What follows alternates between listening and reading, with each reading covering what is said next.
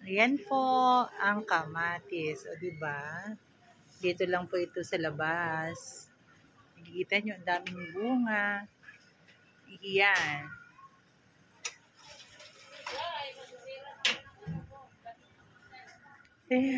Ayan. Okra. Ayan. Tapos, merong siling bell pepper. Ayan.